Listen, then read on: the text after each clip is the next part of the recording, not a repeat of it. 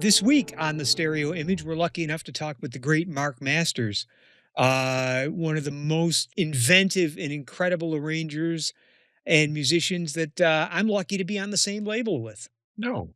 Thank you very much. So, yeah, man, I loved your stuff, and it was one of the reasons why I approached Tom at Capri in the first place. Okay. I was looking for a home, and I saw Jeff Hamilton had a couple of great releases out, and you had some. I think it was right around the time that your Steely Dan record came out. 2012. Yeah, yeah, and I think I may be misremembering, but I think that was around the time that I know it was out when I talked to Tom the first time. Okay. So anyway, so it's great, so great to meet you virtually and have Thank you you. Likewise. here. But I'm just going to jump around on some stuff, but mostly what we just talk about is music that you like and your influences and all that kind of stuff. But I wanted to ask, is the Alec Wilder album out? The latest thing that you've done with Tom? No, there's several. Jeez, We did a record with trombonist Art Barron, and Art was the last trombone player that Ellington hired. wow. So Art was there playing the plunger chair for Uh-huh. about a little more than a year. Okay. And Art said to me, I'm sitting in the trombone section. Cootie Williams is behind me, and Paul Gonzalez is in front of me. I couldn't believe my good fortune. And then we did a record two records with Billy Harper. One, Oh, that's right. That's his right. music. I'm sorry. That's Yeah, all I right. know about those. But And go the ahead. other, he was a guest on the Sam Rivers record. Right, right. Wow. So I gotta ask, uh how do you get to perform a lot of this stuff live, or is it mostly just recording? You know what I mean? Because you put together these all-star groups. I Right. mean, Well, you know, and that's part of the problem is that, well, first of all, there's limited opportunities for right. larger ensemble.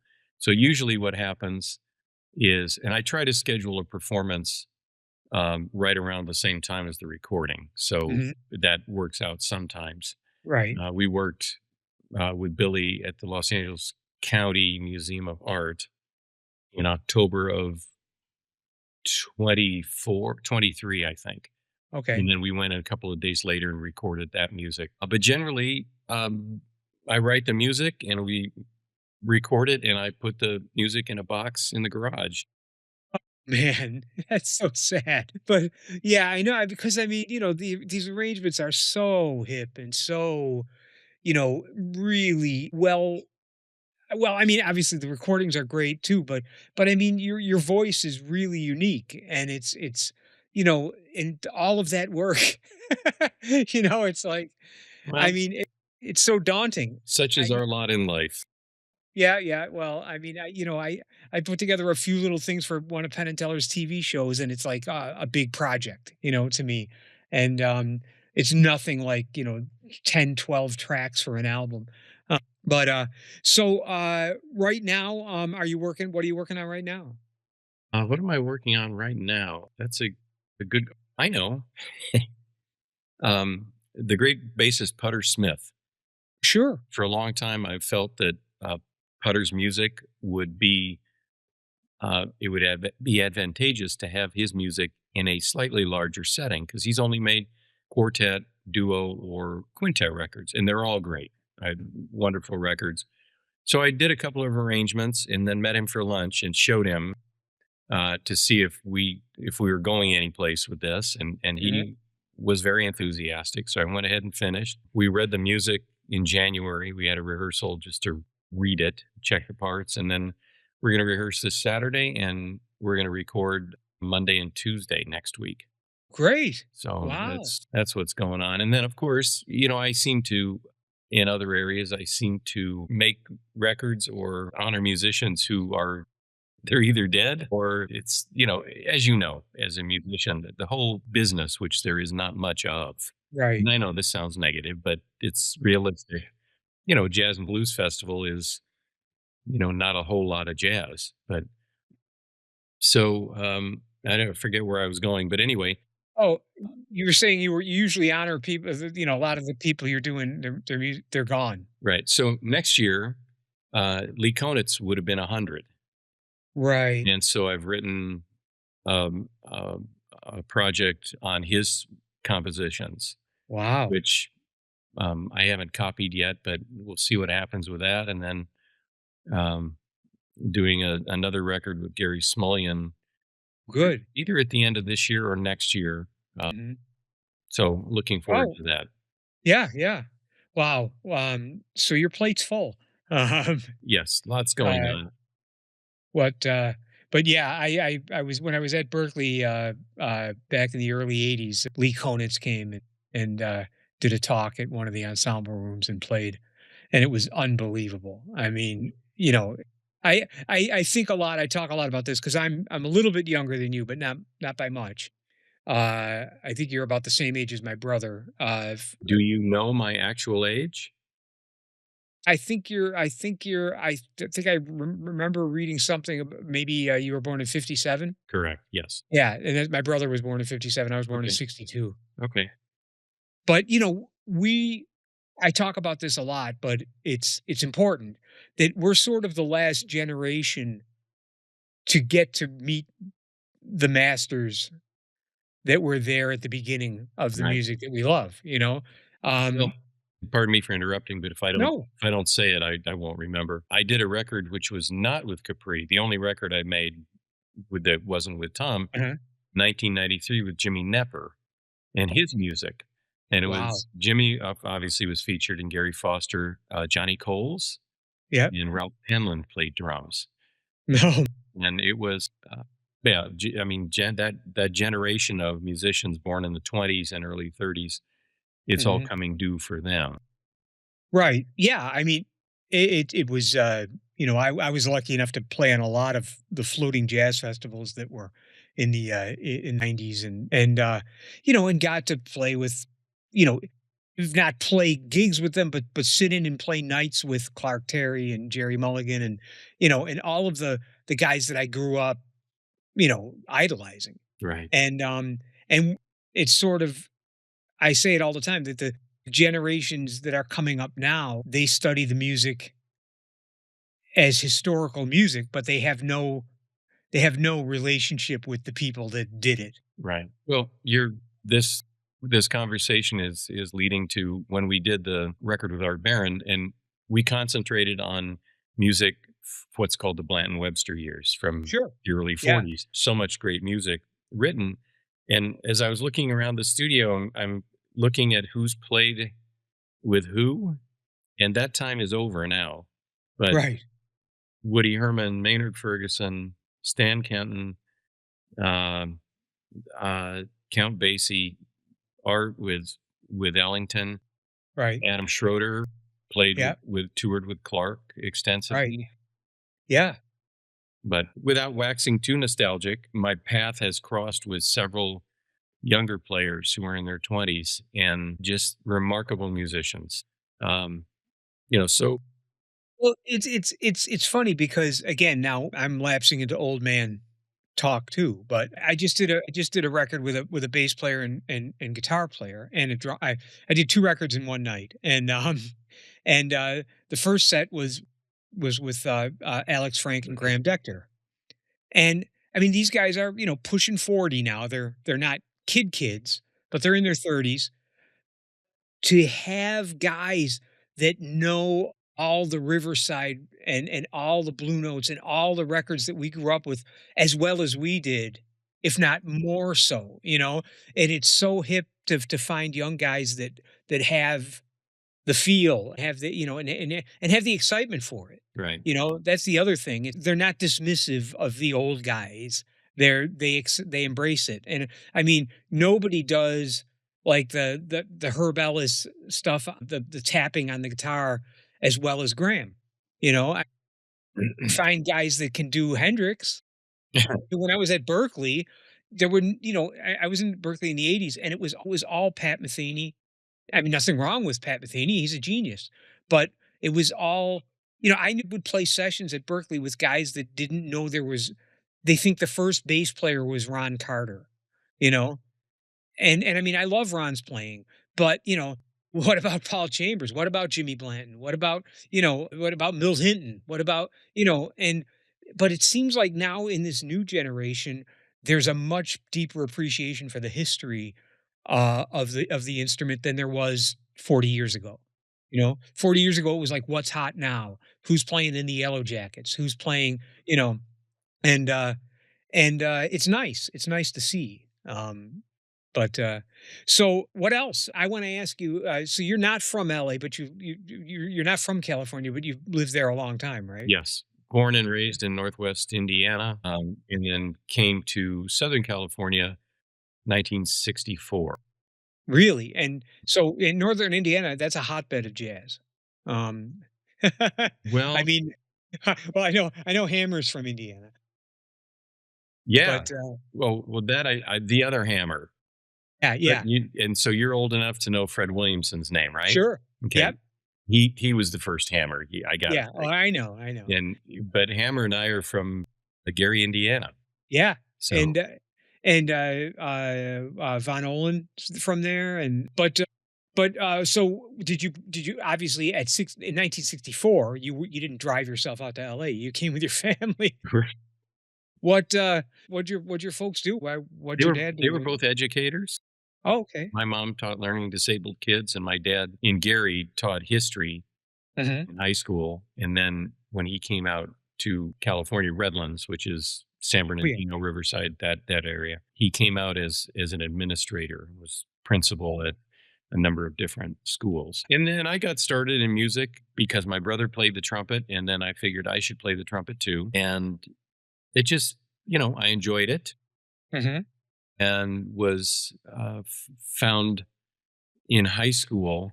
I found my first musical mentor, who was Roger Rickson, who's sadly gone a long time now, but he was legendary educator, not just jazz, but all of, wind band and jazz. Um, then I went to Riverside City College where he was teaching, and he was forever giving me records. You should hear this. Have you heard this? You got to listen Mhm. to this. And that's where it kind of got started. And I was never a rock and roll guy. That's what I was gonna ask because that is the prime time, and it was all around you. Right. But there's that sort of sweet spot of people our age that had I mean, I had both, I had my friends making me listen to Hendrix and Zeppelin and The Who and the Stones, but, I was buying Oscar Peterson albums, you know? And when you were playing trumpet, were you playing jazz gigs in high school, or were you No, playing, like, weddings, or were you no. playing anything? Well, I mean, in a Latin band for a Mhm. couple of years, and Yeah, yeah. this is an admission that I probably shouldn't make in public. But played in a polka band. That's It was an good. adventure. But this friend of mine, Roger Rickson at RCC, he knew that I wasn't going to play the trumpet, so Oh, he okay. was steering me in a different direction. He knew better than I did, of course, Right. at the time. So that's how I got to there, and then he steered me to Cal State Los Angeles. Bob Curnow was Mhm. there, head of jazz studies, and that's how the path went.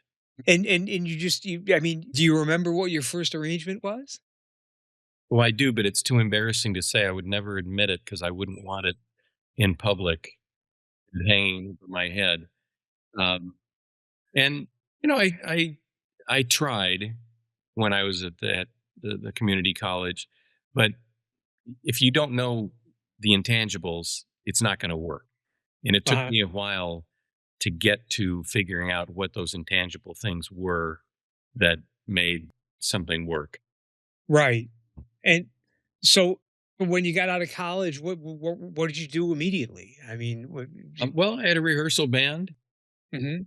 and I was doing a little teaching and raising two kids. So, Right, right. Wow. So and that would have been I'm assuming like, late 70s? well, no, the 80s. Okay, wait a minute. Yeah, I'm So I was dating at my Riverside Community College from 77 to 79. okay. And then I Alright. went to Cal State Los Angeles, and I was there 2 years plus oh, I have a teaching credential. Good. So Well, an there you extra go. year to get a teaching credential. I'd Mhm. forgotten about that. That could come in handy Yeah. anytime now. Well, my mother, she only made one mistake, and that was not she didn't force me to take piano lessons like every other kid had to. That I regret. But she was they were supportive, not musicians, but they were supportive. And I heard Ellington and Basie and Glenn Mhm. Miller and Tommy Dorsey, and that appealed to me because the whole rock and roll thing was all around. You Right. couldn't you couldn't help but hear what was going on, but it just didn't interest me. Yeah, I understand that completely. I mean, I grew up with basically all the same albums you just mentioned. The same people, plus Sinatra and Ella, and my dad loved my mom loved Ella Fitzgerald a lot. And my friends going back to like 12, 13 years old would be mesmerized by the fact that I could figure out songs that they wanted to know. And I was, well, there's only three chords. It's not that tough to figure out. Uh, but but it was a different time. But I knew that I had plenty of opportunities at Berkeley to play in rock bands, and just I had no interest in it. I mean, I got to play with a lot of good players over the years. But one of the biggest thrills for me was when I got out of Berkeley, 1986, and I started gigging around Boston. And suddenly I was playing with Herb Pomeroy. And Herb Pomeroy, I don't know if you know that name. Yeah. And I had taken his classes, a line writing class and arranging in the style of Duke Ellington and stuff like that at Berkeley, and I mean, this guy had played with Bird and he'd played with Duke and So was the did you have classes with John LaPorta? I didn't. He would give he's the guy that brought Lee Konitz in, actually. Okay. Yeah, well, John's another one of those guys, and he's been gone for years now, but Yeah. he was everywhere. He was playing with the Metronome All-Stars, Yep. Mingus, Lenny Yeah. Tristano, Charlie Parker, Yeah. and I got to know him a little bit, and he was a lovely guy.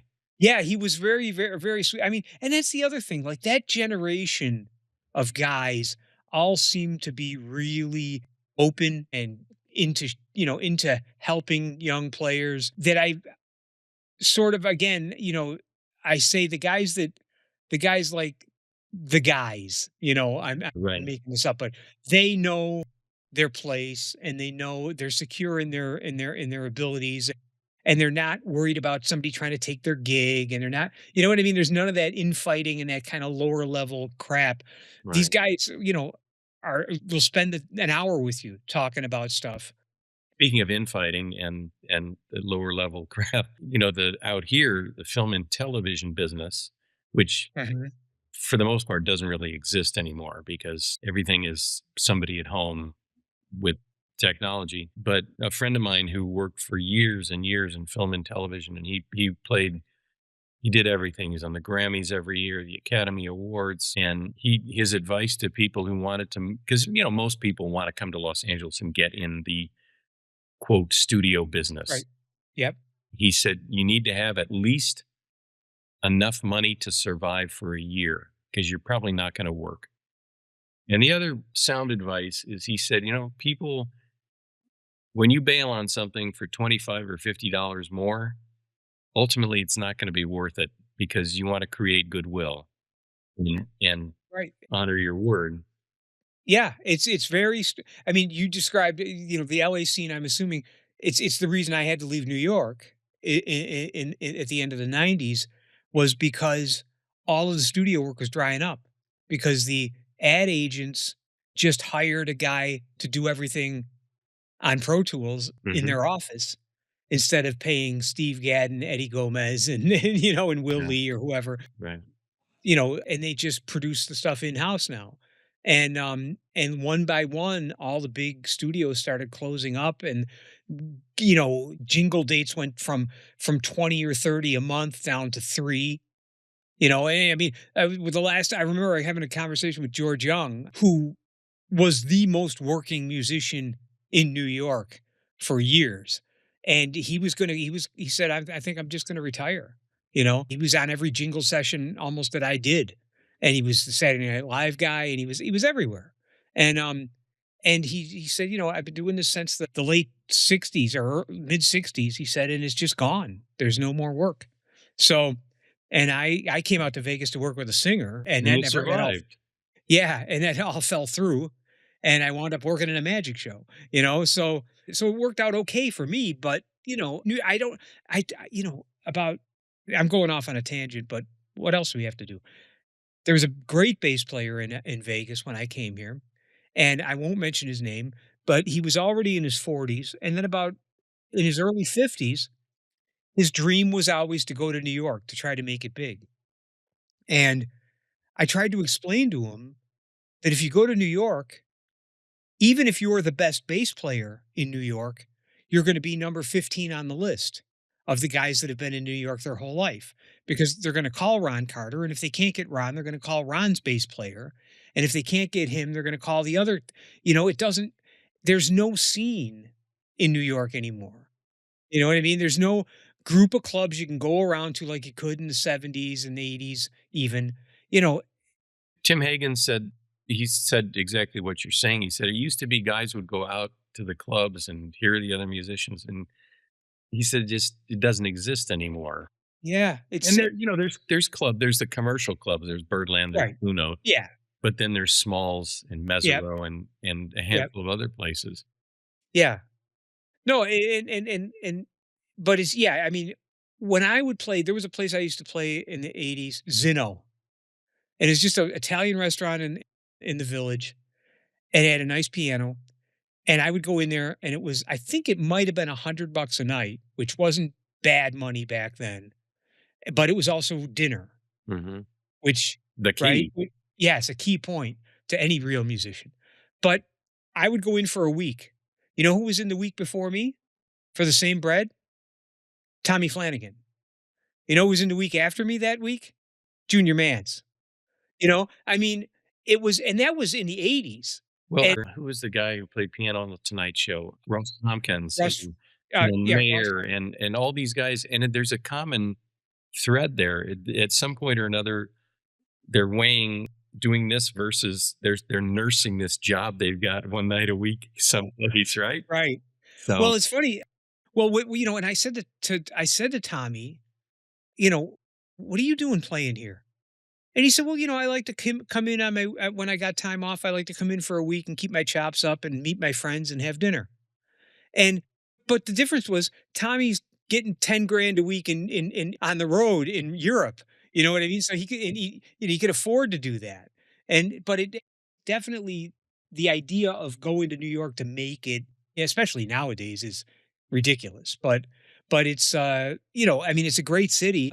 It's changed so much in the years since I left. We went back. I left in '99, and we went back in 2015, and it was a completely different city. There were another 1.5 million people in it, which made it almost unbearable. You couldn't walk down a sidewalk. Hell's Kitchen, which I wouldn't have gone to on a bet in the 80s, was where we stayed, multi-thousand-dollar a month tiny little apartment, So it's all different, but I I still think, I haven't gotten my friend Jen, who runs the podcast, she's got the brains of the operation to try to help me sort of get a presence on YouTube and all this. I have no idea how any of this stuff works. But you see neither do I. It's yeah, all a mystery. these kids with 100,000 views of their videos. What? How? But anyways, enough of that. So, what was your first big project like when you got out? When you started, you were teaching. You had a couple of kids. What? Well, I did two records, LPs for Seabreeze. Yeah. And at the time, I was fortunate enough to have met a number of the guys who had written music for Stan Kenton, Shorty Rogers, Pete Rugolo, Bill Sure. Russo, who was a genius, Yeah. Yeah. and I can't conjure all the names. And a lot of the guys gave me music, and out of that relationship, we made a couple of records. And then it seemed like in 1990, it seemed like the time was right to, do something, arrangements of my own. Um, and it's modest, but as time goes by, and this doesn't happen overnight. This a friend of mine who's a little bit older than me. He's talking about arranging, and I said, "Well, where are you getting stuff played?" And he said, "Well, I'm really not." Mhm. And I said, "Well, you got to find some group, four horns and a rhythm section, Right. or a sextet, four horns, bass, and drums, whatever it is, so you can start to hear things and decide, nah, I don't know about that, or think, oh yeah, this is okay, this works. So, Mhm.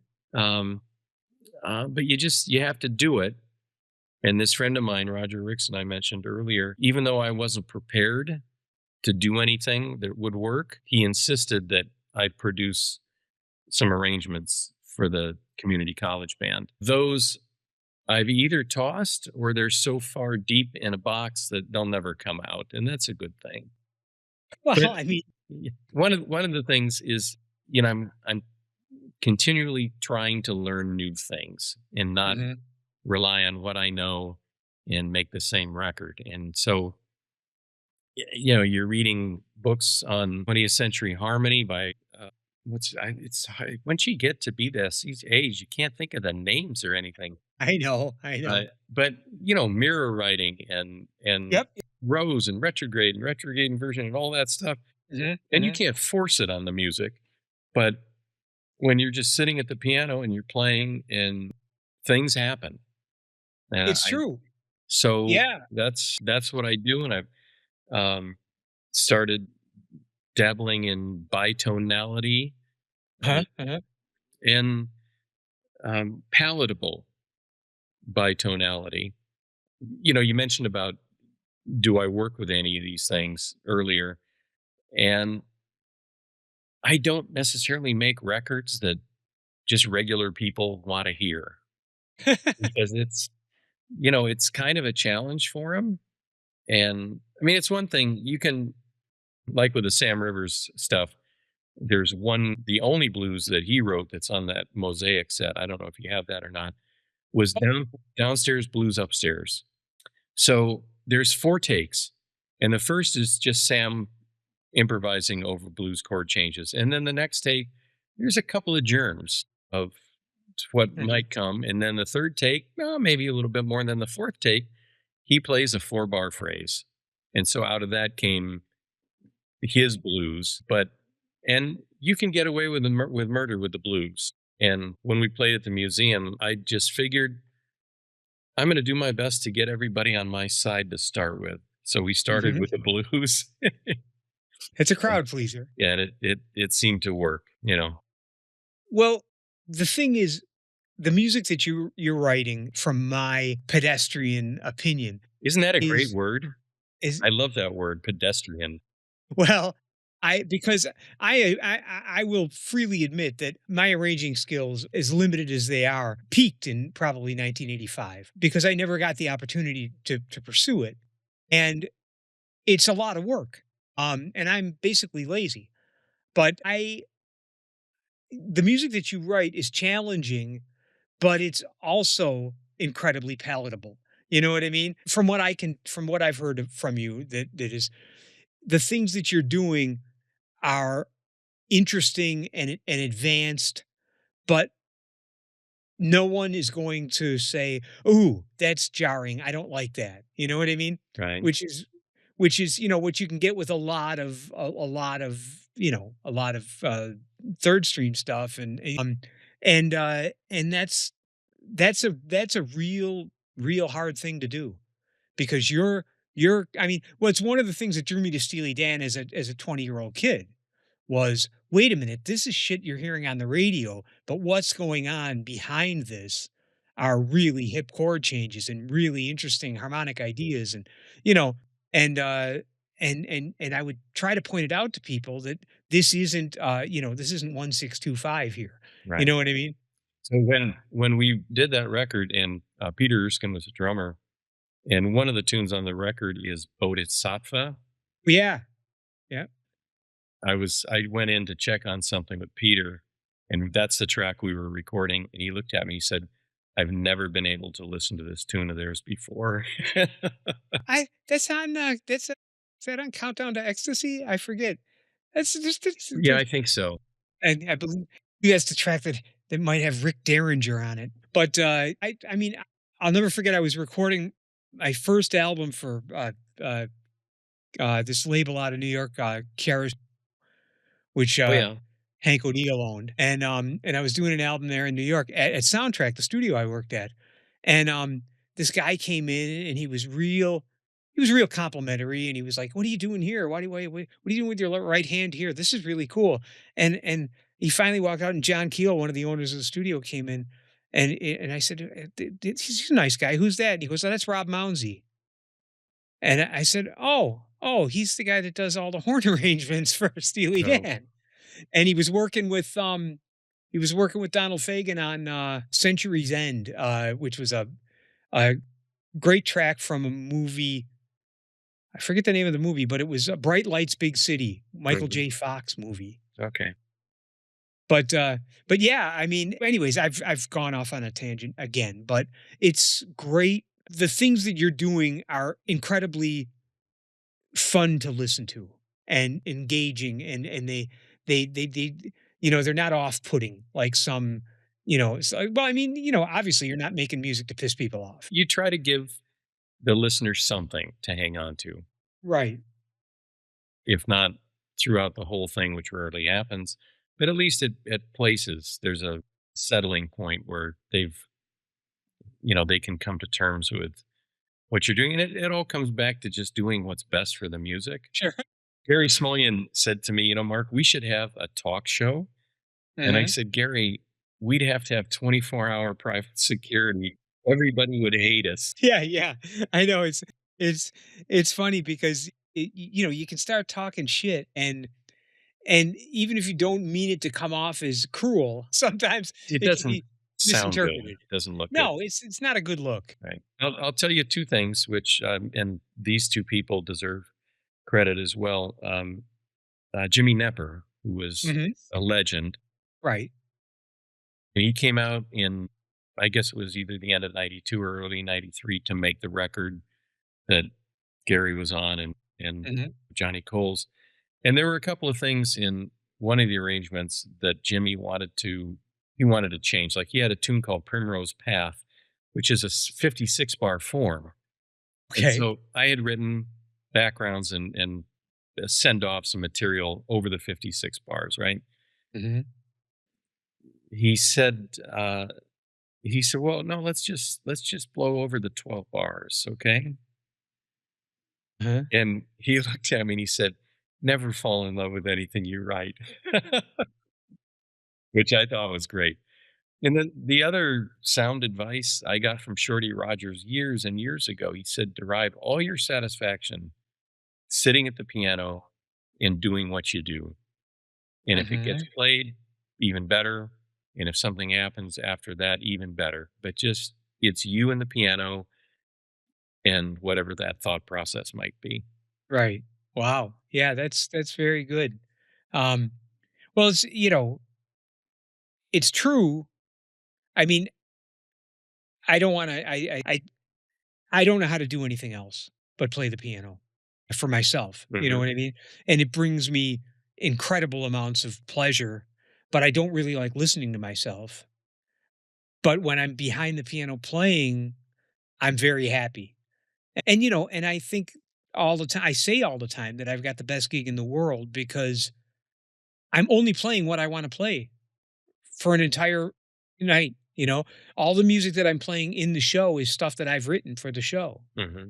And the hour that I play jazz before the show, I'm playing all the songs that I want to play. And after years of doing studio work and playing behind some less than stellar performers, material that you're not happy with, it's just so wonderful to be able to do that and have that outlet, where I tell people, anytime you come to the Penn and Teller show, I'm never going to have to apologize and say, "Oh, well, I wasn't really playing my best that night." You know what I mean? I'm just playing and enjoying it. It's important. I mean, Penn used to say to me all the time, "Oh, he's a bitter jazz musician," and I'm the opposite of that. I'm one of the lucky jazz musicians, and I never thought I'd be an entertainer or in show business.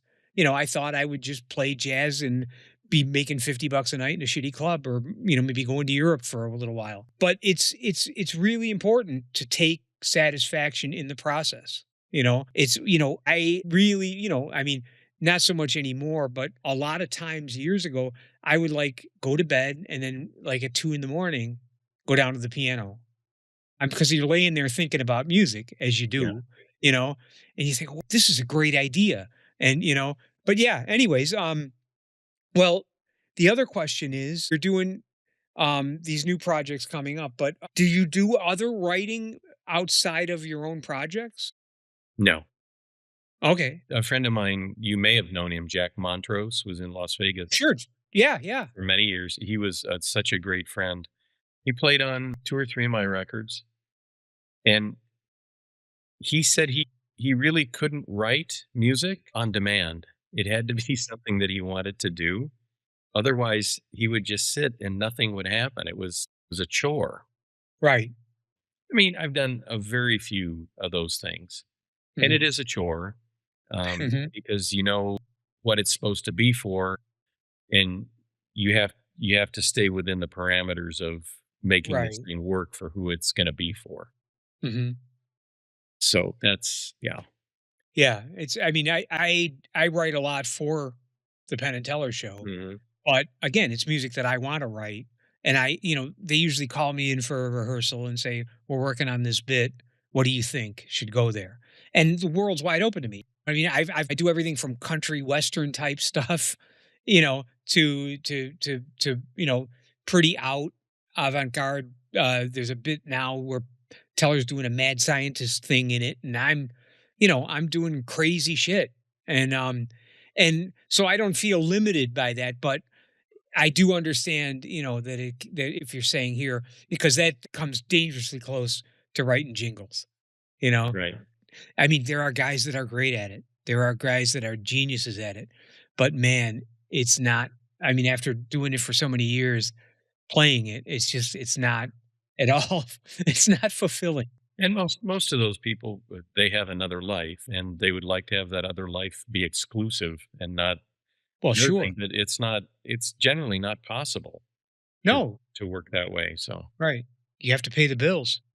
right. I was talking with a couple weeks ago. We did Jeff Beals. I don't know if you know him, but he did the music for Monk, and he did the music for that Kevin Spacey show on Netflix, the President show. And he's been incredibly successful. He's an Eastman guy, and he gave the largest endowment. I don't know if I'm supposed to say this, but I'll say it anyways. The largest endowment in the history of Eastman School of Music to Eastman, and they built a film scoring wing in his name.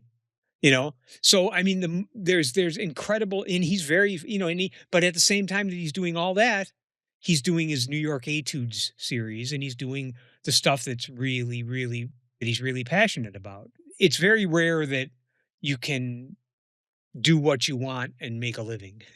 But well, what is on the agenda for next up for you? Well, we're recording Putter's chamber ensemble Right. next Monday and Tuesday, Wow. and then we have a 2-day jazz party in Temecula Oh, yeah. that we did a single day last year, and we have enough support to do that Saturday again, and then Mhm. also a Sunday that's free and open to the community. So Great. we're going to do that. And there's a lot of planning that goes into this. There's great support and help for all of this to make it Hmm. happen. Um, and then, like I said, the Smullian thing, it's written, the parts are copied. I just don't know if I'm going to do it at the end of this year or next year. Hmm. Um, and at one point, and with the Konitz thing, at one point I still do have these bouts of optimism. Good. Lee, 2027, he would have been 100, and um, So I was in communication with the guy who, a European guy who managed Lee the last, I don't know how many years of his career. And I mentioned it to him. And I said, would this thing have any kind of legs in Europe? Because that's where Lee worked much of the time. And he said, well, I would think that that would be better in the States. Maybe that was a gentle way of saying, no, let's not even think about anything. But Yeah. um, yeah, there wouldn't be. That's something I've never heard about jazz in any form in the past 30 years. Maybe it would be better in the States. Yeah. Yeah. Well, that was the first time I'd ever heard it. Yeah, yeah. It's everyone I talk to all the time says, "Oh, Europe, that's the scene. That's where everything's happening." And I don't know if that's true anymore, but I hope so. Right. Well, guys they work at clubs, usually smaller group stuff. Mhm, I mean, Dave Holland had a big band for a while. He made 2 records, I think. Smullian played on that. mhm. Chris Potter was in that band. Right. And it was very interesting. But Gary said to me, he said, well, Dave only works if the money's right for the band. Mhm. So they don't work that They often. don't work. Most of those places in North Sea, and it's all blues and rock and jazz. There's Just a like New lot of Orleans, you different know? things. Yeah. I mean, New Orleans, it's rock. It's all rock. I mean, it's a shame. I mean, I I don't know what's gonna happen. I don't know if there's still a series of, like, small festivals, like Rochester, New York has a good festival. If you can get, like, a name nowadays, and I guess I'm so far out of it, but, like, Samara Joy she's incredibly popular and a Grammy winner, I don't even and know that name. yeah, and she's a singer, and she's very good, and she won, like, album of the year 2 years ago for a jazz standards album. So, there's thoughts that maybe she'll pick the whole market up a little bit, but I mean, I don't know, but I know that I would go to Europe and spend a few months just playing around, even if I mean, if I could make enough money to cover the plane tickets and the air, the hotels. But it's like I don't understand how any of it works anymore. Well, and neither do I. Um, Mm. I don't know. I've always been a believer in that you have to have representation Mhm. because, like the Monterey Jazz Festival, the Chicago Jazz Festival, they must get several thousand discs Right, a year. And right, chances are they're not going to listen to any of that. And they have relationships with artist management. And it's always who's the next big thing or their next big project. right. So, Yeah. um, and that's not bitterness speaking. No, That's no, just it's that's just the it's reality just the of way it. the business works. I Yeah. mean, I've been playing the Green Mill in Chicago since 1999 or 1998.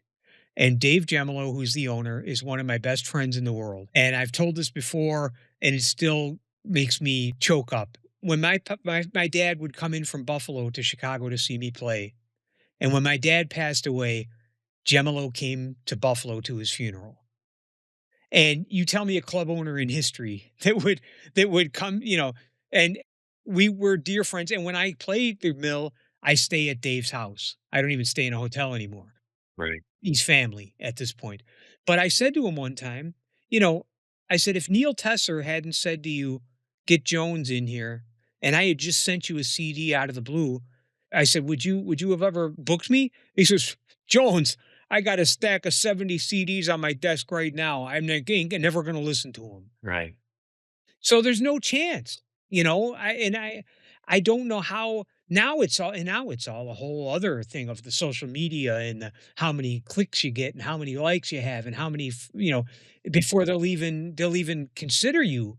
It used to be you needed a press kit. Now it's even gone beyond all that. So Well, I don't know. somebody was telling me, I guess it's been a while now, but I think it was Bud Shanks, maybe it's his 50th year in the Mhm. business. And so his I think his wife, Linda, told me this. she talked to somebody in Darlene Chan's office, when it was still the Playboy Jazz Festival, about having Bud.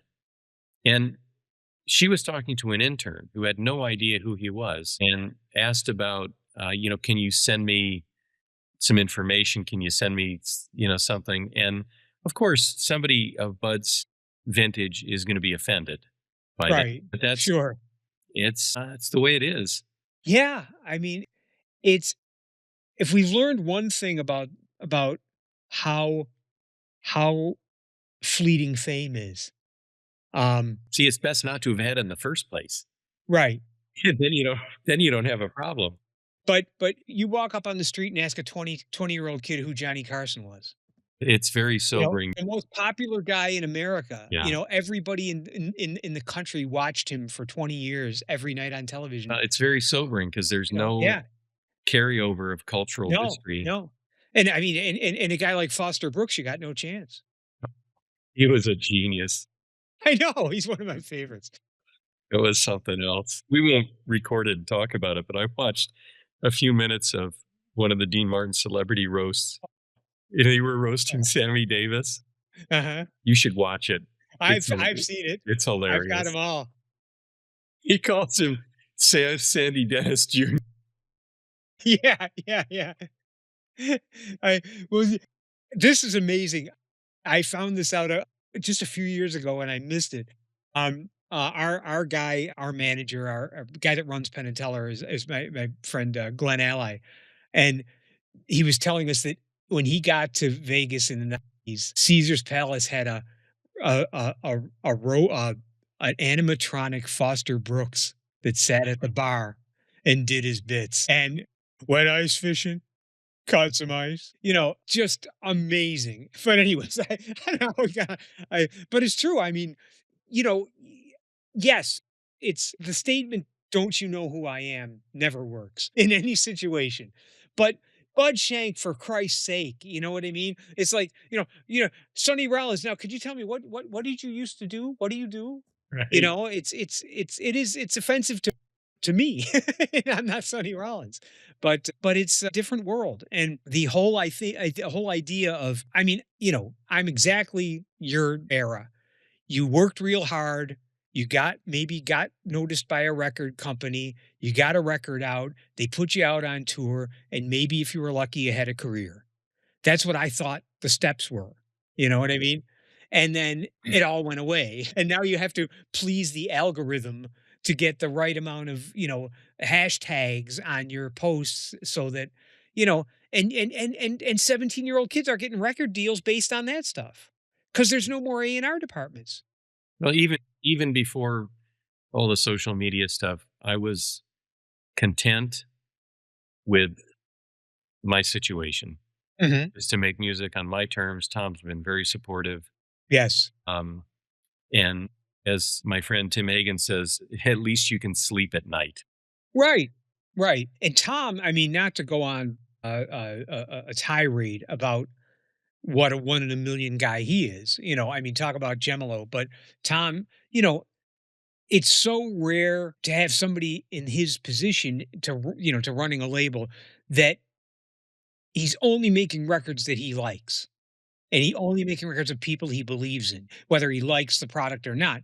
These are people that he's invested in. And I mean, he can't be making any money. you know?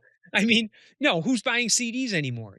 Right. But he's doing it because he feels a need to do it the way we feel a need to perform and compose, and it's I've been lucky because Hank O'Neill was the same way. I met with Hank O'Neill and we went out to lunch a couple times, and we went out to dinner, and then he brought him over and showed him the recording studio.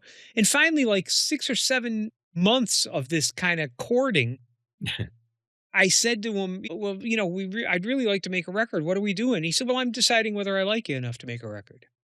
And I said, "Really?" He said, "Well, I know you can play, but if you're an asshole, why am I going to bother?" Right. And I guess there's something to be said for that. He didn't say it even in those terms. I probably harshed it up, but the fact is there is no money in jazz records. So if you're not producing something you're proud of and excited about, then why are you doing it? It's not Sony, it's not, Universal Music, it's not a, it's one or two guys, in Tom's case, one guy doing everything himself, you know? And I mean, thank the Lord he does it, because we wouldn't have records from you or me or any other people that record, because as I've often said, the line to of people lining up to make Mike Jones records is not long. You know? I um Well, but we belong to the same club. yeah, but I think we're, without like blowing my own horn, I think we're both doing stuff that should be heard, you especially, and he provides that, which is really, really, I'm thankful all the time. And I talk to Tom a lot because we've become really good friends over the years. And he loves you, and he talks about that, as a matter of fact, the other day when I called him, because I was just on the phone with Mark Masters. And so it's been really wonderful just chatting with you, and getting some of your insights on things. And I hope we didn't bitch too much about, back in the old days, but I'm glad that you've got all these other things coming up, and everyone should figure out a way to buy your CDs, Yes, they should. because the streaming's for there's going to be the streaming backlash. CDs are going to make a comeback, mister. Now, Mike, in if we could only get the Chinese to start liking jazz in large Yeah. numbers, Yeah. That would be great. I'd settle for 10,000, 20,000 sales. Me too. Out of what is it, 1.5 billion people? Yeah, yeah, yeah. That's what as Penn's like to say, if I could only get $500 for every CD I sell, I'd start making money. Um, but no, it's I you're keeping it alive. And I don't know of a lot of guys that are coming up with the kind of innovative, interesting writing that you're doing, because even 20 years ago, there were good writers for even for stuff like television shows, you know? And it's all sort of just faded away into this, music library stuff, and this, you know, sampling things. And I mean, you're a guy that's actually, before we quit, that's another thing I want to ask you. What do you write on? Do you write on score paper in the old fashioned way, or are you using like finale, or are you using Sibelius? What do you, And I know it won't happen until I'm in hospice care, but the happiest day will be when I don't turn a computer on again. uh-huh. So And you this do it, really is a miracle that my wife didn't have to help me to do this. Normally, it's a big thing here because I'm technologically crippled. So I sit at the piano and I Mhm. have sketch paper and my Pentel .9 pencil Okay. and an eraser. That's so great. So it's just, and plus the other thing is, in copying parts, I don't have enough time left to learn how to do finale and all that stuff. Right, right. And the older guys like Gary Foster and people of that vintage, they would much rather not read computer generated parts. They want to read 9.5 by 12.5, 10 lines to the Yep, page, yep, four measures to the line. right. So No, I agree, and I mean, I'm more comfortable, I certainly don't wanna read it on an iPad, you know what I mean?